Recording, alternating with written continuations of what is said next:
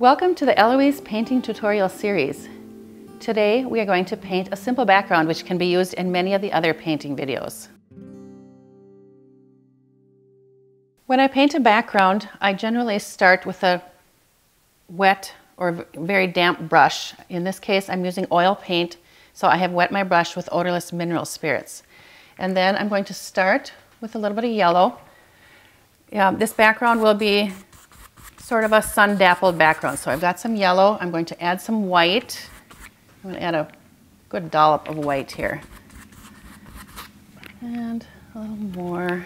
This got pretty yellow. Okay. Then we kind of, you see when I'm putting the paint on with this brush, I go back and forth with the brush strokes in many directions. Excuse me while I scrape a little of that off. That's pretty thick there. These kind of things happen when we're painting. Now I'm going to add a little bit of blue.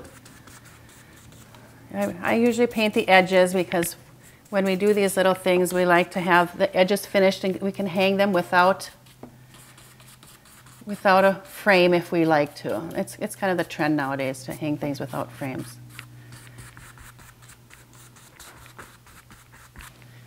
You see how the brush keeps going in every different direction.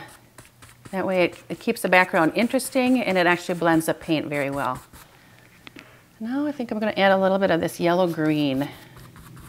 So we'll have a little bit of dappled leaves with the sun peeking through. This would be a type of background I would use for probably any kind of trees. I do paint a lot of birch trees. Our studio is in Minnesota and we have lots of birch trees. I'm going to go ahead and paint these edges.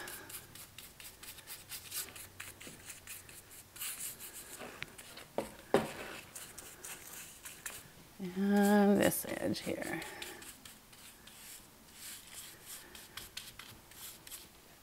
Okay.